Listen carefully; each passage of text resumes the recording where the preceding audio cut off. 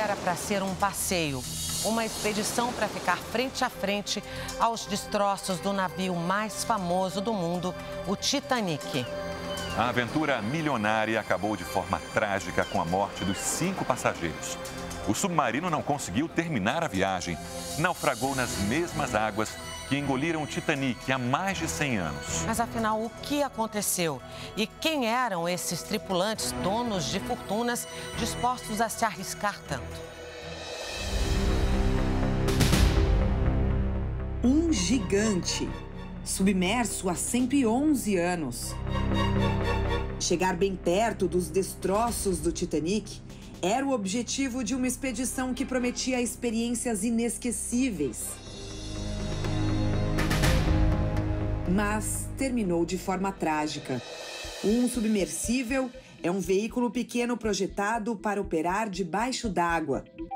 Com 5 pessoas a bordo, o Titã sofreu uma implosão catastrófica, de acordo com a Guarda Costeira Americana. Todos os passageiros morreram. Mas o que pode ter provocado esse processo? Tem que ser feito de forma segura, não com uma embarcação como essa, que é praticamente uma embarcação experimental, né? A expedição começou na sexta-feira, 16 de junho. Um navio partiu da costa de St. John's, em Newfoundland, no Canadá, a cerca de 700 quilômetros de onde estão os destroços do Titanic, no Atlântico Norte. O serviço é operado pela empresa OceanGate. Para participar da viagem ao Titanic, é preciso desembolsar $250 mil, mais de R$1 milhão. No domingo, depois de 2 dias de deslocamento e preparação, os tripulantes do Titã começaram a descida até o Titanic. A expectativa era que essa etapa inicial demorasse cerca de 2 horas. Mas depois de 1 hora e 45 minutos de viagem, o submersível perdeu contato com os coordenadores da expedição. Começava então uma complexa operação de busca e salvamento. A base da Guarda Costeira Americana liderou grande parte dos esforços, que envolveram navios, aviões, veículos marítimos não tripulados e equipes de outros países. O ponto exato onde está naufragado o Titanic fica a 900 milhas ou cerca de 1.500 quilômetros aqui de Boston, no estado de Massachusetts. O início de uma corrida contra o tempo, já que a reserva de oxigênio disponível na embarcação era de 96 horas. A área de busca coberta pelas equipes foi de 20 mil quilômetros quadrados, o que corresponde a 17 vezes o tamanho da cidade de São Paulo. O desafio incluía ainda águas profundas, um território inexplorado. Isso porque os destroços do Titanic estão a 3.800 metros de profundidade da superfície, quase 4 quilômetros. Só para se ter uma perspectiva, o Morro do Corcovado, no Rio de Janeiro, mede 710 metros. O Burj Khalifa, o prédio mais alto do mundo, que fica em Dubai, 828 metros. Já o Pico da Neblina, o ponto mais alto do Brasil, tem 2.995 metros. É como se para chegar até o Titanic fosse preciso percorrer a distância equivalente a todo o Monte Fuji, no Japão, que tem mais de 3.700 metros, embaixo do oceano. Na última quinta-feira, quando chegou ao fim a reserva de oxigênio do veículo, uma sonda submarina encontrou destroços na área de buscas no fundo do Atlântico.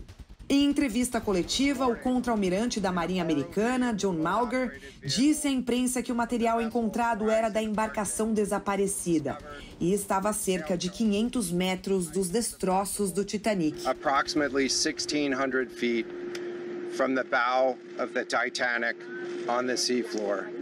Mas isso não põe fim aos questionamentos sobre o desfecho do Titã. Em 2018, um gerente de operações marítimas da OceanGate fez um alerta. O casco da embarcação não era resistente o suficiente para chegar ao Titanic. A empresa se recusou a fazer a melhoria e demitiu o funcionário. Mas afinal, O submersível era capaz de resistir a águas tão profundas? E quem eram esses tripulantes que estavam dispostos a arriscar a própria vida? Daqui a pouco você vai ver. Uma embarcação experimental controlada por um joystick de videogame. Com uma janela certificada apenas para pressões de até 1.300 metros e navegando às cegas, sem GPS. Para entender os riscos, nossa equipe embarcou em um submarino militar. 18 anos em atividade e mais de 25 mil horas de imersão. O submarino Ticuna é um dos 5 da frota brasileira e está atracado no Arsenal de Marinha, no Rio de Janeiro. Com 62 metros de comprimento e capacidade para 44 tripulantes, a estrutura é grande, mas aqui dentro tudo é bem estreito. O dormitório, por exemplo, é pequeno. Mas, mesmo assim, a realidade dentro desse submarino de guerra é bem diferente da vivida no submersível. Construído em titânio e fibra de carbono, o Titã pesava quase 10 toneladas. Tinha 6,5 metros de comprimento por 3 metros de largura e capacidade para 5 pessoas. Um membro da tripulação que controlava o submersível e 4 passageiros. No caso específico do submarino da Marinha do Brasil, a gente utiliza esse equipamento aqui, que é um controle de governo e profundidade, que tem a resiliência necessária para o submarino entrar em combate. O comandante também deixa claro a fragilidade de um submersível como o Titã. Isso acontece porque ele é dependente de um navio-mãe. Qualquer falha em qualquer sistema efetivo relacionado com o sistema de comunicação desse submersível pode levar a uma perda de comunicação. Todos os equipamentos mais robustos normalmente ficam no navio que está na superfície. Para ele, não há como ignorar os perigos de uma viagem como essa. São atividades de risco. A atividade de operar um submarino é uma atividade de risco, atividade de mergulho, atividade de aviação. Marcos Palhares é o recordista brasileiro de submersão e também será um dos primeiros do país a realizar uma viagem ao espaço pela iniciativa privada. Ele está na fila para a expedição espacial, que custa $450 mil, mais de 2 milhões de reais, e deve viajar em 2 anos. Para ele, o risco faz parte da vida de um explorador. Você precisa assinar alguns contratos com relação a isso. Estando ciente, né, das possibilidades, você tem 95% de chance de não retornar. São pessoas que disseram, eu iria assim mesmo. E se houver 1% de chance de retornar, eu iria assim mesmo. O mexicano Alan Estrada tem um canal de vídeos sobre viagens e fez parte da expedição Titanic há 2 anos. O influenciador digital diz que não se sentiu inseguro, mas que tinha plena consciência dos riscos.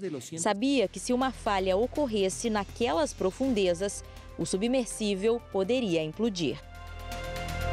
E o pior aconteceu. A estrutura do submersível entrou em colapso na última viagem e implodiu. Uma das hipóteses é que pode ter descido em alta velocidade. Este professor da Universidade Federal do Rio de Janeiro explica o que é o fenômeno.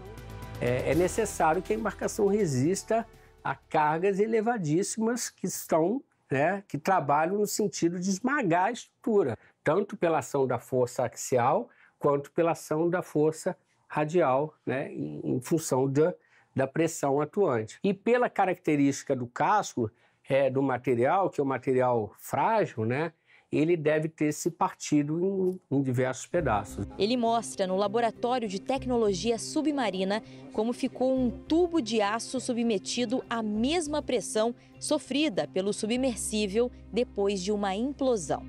O aço, ele resiste quase tanto na mesma intensidade na tração e na compressão, o que não acontece com a fibra de carbono. Repara que todas essas estruturas, né, quando submetidas a pressão elevadas, elas esmagam como um tubo de pasta de dente. Os tripulantes do Titã morreram instantaneamente. E eu acho que houve, nesse caso, uma negligência muito grande da empresa. A bordo do Titã estava o empresário bilionário Hamish Harding. Cidadão britânico, adorava encarar aventuras exóticas e de repercussão. Dias antes da expedição, ele postou numa rede social: "Tenho orgulho em finalmente anunciar que me juntei à Ocean Gate como especialista em missão no submarino descendo para o Titanic." Estavam também a bordo o empresário paquistanês Shahzada Dawood e o filho dele, Sulaiman Dawood. E ainda o ex-comandante da Marinha Francesa, Paul-Henri Nargolet, um reconhecido explorador do fundo do mar e apelidado de Senhor Titanic. E Stockton Rush, piloto e dono da empresa Ocean Gate, responsável pela viagem. O mesmo que demitiu o funcionário quando foi alertado sobre a falta de segurança do submersível. Segundo a imprensa britânica, em uma troca de e-mails com um especialista, Stockton Rush foi avisado que era melhor suspender as expedições até que o submarino fosse avaliado por um órgão independente. Stockton respondeu que estava cansado de quem tentava usar a segurança para impedir a inovação. E uma coincidência que deixa essa história ainda mais marcante. Wendy Rush, esposa de Stockton Rush, é descendente de 2 famosos passageiros da primeira classe que morreram quando o Titanic afundou: Isadora Straus e a esposa dele, Ida. Depois da confirmação das mortes, a Ocean Gate afirmou que os tripulantes do Titã eram grandes exploradores que compartilhavam uma profunda paixão por conhecer os oceanos. Antes de embarcarem rumo à expedição, os passageiros assinaram um termo que dizia que o submersível não era certificado e que existia risco de ferimentos físicos, trauma emocional e até de morte. O documento isenta a empresa de qualquer responsabilidade pelo acidente. James Cameron, diretor canadense do filme Titanic, vê semelhanças entre o que aconteceu com o submarino e o famoso naufrágio em 1912, uma vez que o capitão bateu o navio em um iceberg, mesmo depois de a tripulação ter sido avisada sobre o obstáculo. As 2 tragédias são sobre avisos ignorados e custaram vidas, disse Cameron.